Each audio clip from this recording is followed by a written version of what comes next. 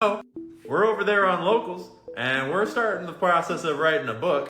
More on that later. Supporters over there are even getting access to the long-form content early, so they can all help me make sure I'm not shooting myself in the foot. Keep me on the right track. And also, I can just post things that I'm researching over there. I can post sources and documents, and we can have real discussions. People can kind of chime in with what they're finding out. It's a whole thing. And it's super sick. I'm stoked on it. And you can join and interact with posts like this even if you're not paying to support me. If you want to be a paid supporter, it's like $5 a month, buy me a coffee and you're part of the team. And this way I can be free of TikTok deciding how much money I make every month, and I don't have to worry about TikTok censorship for the content I'm producing. I can just do real research and make real content. So any of y'all that are stoked on what we do here and you want to be more involved, straight here through the link in my bio, history that sounds a lot like conspiracy theories. We'll start with Smedley Butler. Did you know that in the lead up to World War II, a bunch of rich American businessmen plotted to overthrow the American government and install a fascist dictatorship? They asked Smedley to be their figurehead, but he took notes and ratted them out. But they were so rich and powerful that Roosevelt couldn't do anything and no charges came out, despite the fact that those very same people were deeply tied to an emerging party over in Europe. Just to clarify real quick, this is all made up and should not be taken as fact. This is not history. This is just made up. It's not true. Would have been awfully convenient if they'd been financing that party while simultaneously financing a coup in the US to put in a fascist dictatorship. I mean, they sort of were involved in financing that party. And by were, I mean they weren't. Just to clarify, they did not actually. You ever heard of the German miracle, which is the term used to describe how Germany suddenly turned around their destroyed economy after World War I and suddenly became this economic powerhouse that built up to World War II? Yeah, that was made possible by all of these Western banking powers that first impoverished the country with insane war reparations in the Treaty of Versailles, and then swooped in once the country. Sounds like conspiracy theories part 2. In the last part, we covered how the Yahtzees tried to overthrow the US government before World War II. And by Yahtzees, we mean the wealthy United States businessmen that funded the rise of that party over there. We also learned how this guy and this guy both tried to make currencies that weren't controlled by the private bankers and then got whoopsied by it. So it turns out a conspiracy theory is an explanation for an event or situation that asserts the existence of a conspiracy of powerful, sinister groups, often political, when other explanations are more probable. So we're going to go over some historical facts, and you're going to just decide what do you think the most probable explanation is. Like we mentioned this guy, but you're also young, you weren't alive when this happened. Did you know the official cause of death there, that has been termed the magic bullet theory, is that a single bullet created 7 entry and exit wounds penetrating the internet for free. I was trying to dig into who funds all the land-grant universities in our country, which is where farmers learn about agriculture. You want to know who funds the colleges that are teaching our doctors what to do with our health, and we want to know who funds the colleges teaching our farmers what to do with our food. And I found the data, as well as a bunch of other stuff I'll show you. So y'all may know that I went to go see this movie over the weekend. Killing you. Seed oils are making you fat, they're making you sick, and they're making you super profitable for pharmaceutical and chemical companies. I went through all the USDA data on seed oils to try to... Oh boy, I had no idea the rabbit hole we were about to go down tonight. We're going to do everything from the actual real science, informing you about what cloning is going on right now in your food industry. All doesn't start the moment you start paying attention. A lot of people have opinions about Israel and Palestine. But as far as I'm concerned, the numbers tell the story just fine. Don't need an opinion. Palestine does not have an army. Palestine does not have an army. Palestine does not have an army. This guy's really scraping the bottom of the barrel when it comes to the intelligence of the audience he's going after.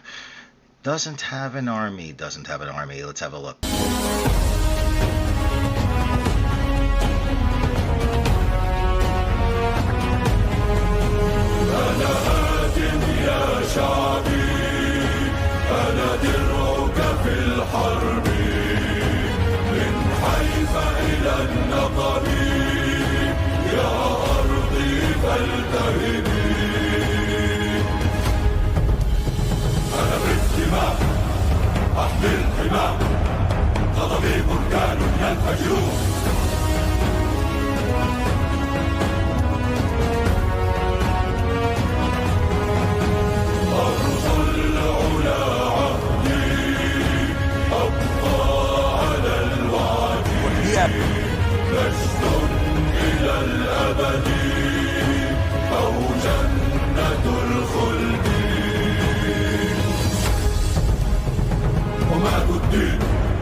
جيش فلسطين سهام الليل والقدر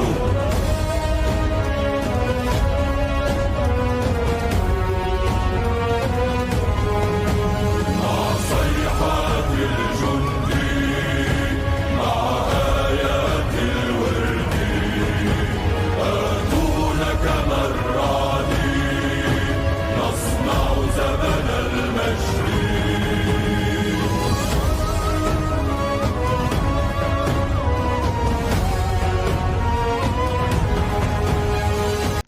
Doesn't have an army? What was that then? That wasn't an army. Just want to make sure. Or a Navy, or an Air Force. Hamas has a military wing named whatever that says. And according to Wikipedia, they've got some light automatic weapons, some grenades, some improvised rockets and mortars and stuff. They got some anti-tank and some anti-aircraft guns. In 2011, Israel estimated that they had several hundred members who'd received military training. Oh, baby. And let's be clear, I condemn violence against civilians unequivocally on all sides. No one has any right to commit acts of war against unarmed civilians, period, full stop. That's my opinion. Yeah, that's funny. He didn't seem to have much of a problem with civilians being targeted before. By the way, Israel's not targeting civilians any more than the Allies targeted civilians during World War II. Not much room for argument as to whether Hamas targeted civilians, though. He just doesn't care about that. October 7th came and went, and he never said anything until now, October 15th, 8 days later. Yeah, 8 days. Not a word because he didn't give a fuck. That's why. But he cares when innocent civilians are killed in Gaza. Innocent. Who are not targeted. But Hamas is hiding behind them. Let's get back to numbers. Israel, on the other hand, they have about 170,000 active troops, and they got 615 heavy infantry fighting vehicles, 2,022 medium or main battle tanks. They got 196 F-16s, 83 F-15s, 36 F-35, and 142 attack helicopters, including 43 Apaches. They got 5 submarines, so don't go trying to swim away from Gaza.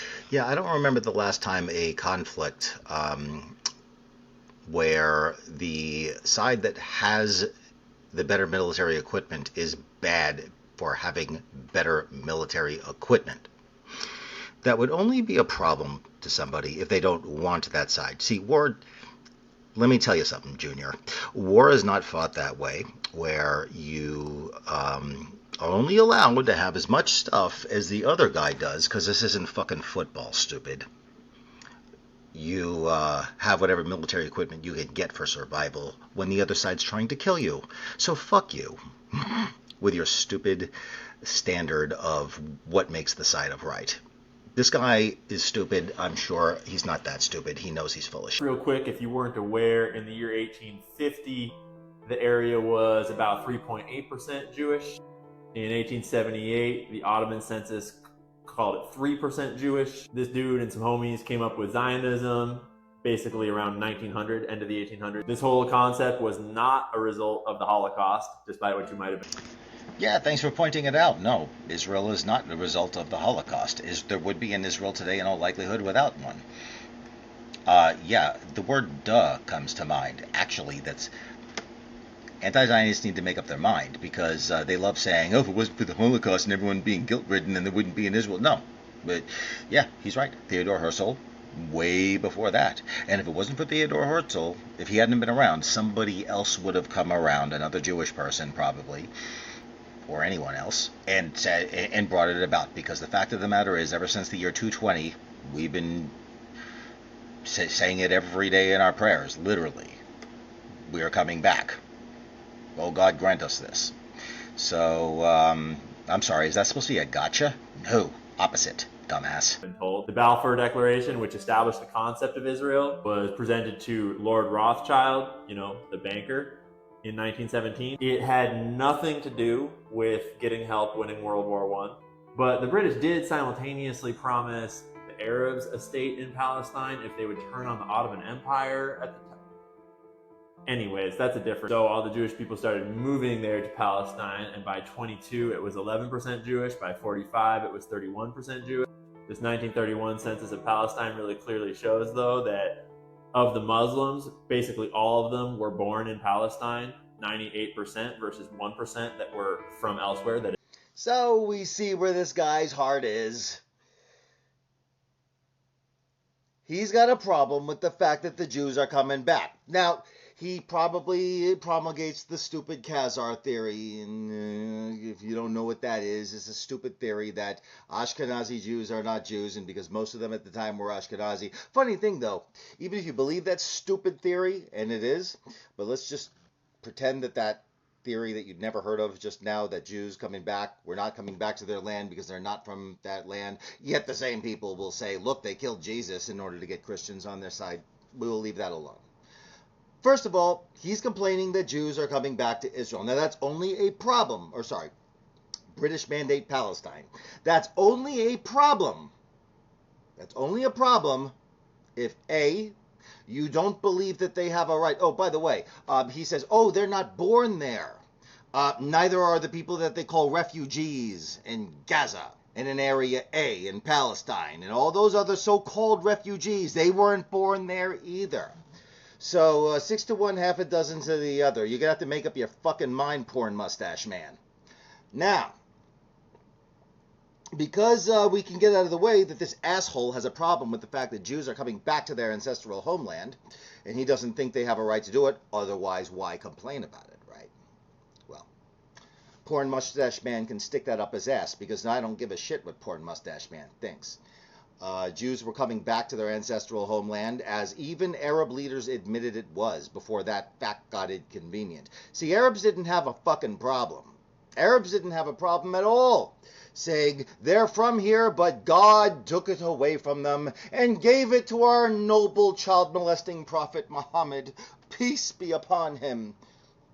Well, now they had to change the story a little bit, because the Western world was like, well, they're from there, what's your problem? Well, Muhammad, yeah, but we don't give a shit about Muhammad. Oh, you don't? Oh, okay, they're not from here anyway. Fuck you, porn mustache man. Which is just a little bit of context for when the UN, after World War II, decided that, like, okay, here's Palestine, now let's divide that up fairly. So we got like 31% of the population, give or take. Let's give them 56% of the land. And most especially this part right here that's like really important for international trade. The Palestine Commission has issued its report. The commissioners declare that the hoped-for united nation of Jews and Arabs is impossible. In the Holy Land, they examined all aspects of the problem.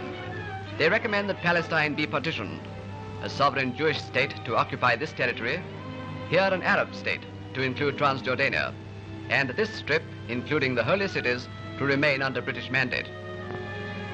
Jews have settled in Palestine from all over the world since the Great War, when Britain incautiously promised them the Holy Land as a national home. There are now 400... Then, you know, there was like a little war, and then it ended up being more like 78% of the land. But, you know, another little war, and it wound up being like 100% of the land, plus some extra bonus parts. Which, you know, they later gave back, because it was really, you know, like, trying to be nice. And actually, because the state of Israel was so nice to the Palestinians, they actually later gave them back 18% of the 22% that they'd wound up with as zone. I will let Rabbi Kahana take us out. In 1947, the UN proposed a partition plan to create two states, Jewish, Arab. Guess who said no? The Arabs said no, and they went to war. They could have had not only what they call the West Bank, but they could have had Western Galilee. They could have had Jaffa. They could have had Ramleh. They could have had Lida. They could have had Nahariya. They could have had Ashdod and Ashkelon and Beersheba. They said no. You know why? Because they wanted everything. So they went to war and they lost. And they lost. And then he went to war in 1967 again, and they lost. There's never going to be a Palestine in the land of Israel, and get that straight. You had a chance 1,000 times over. You had your chance, and you didn't want a Palestine. You wanted everything. Well, when you start a war and you lose, losers lose and winners win, and get that clear.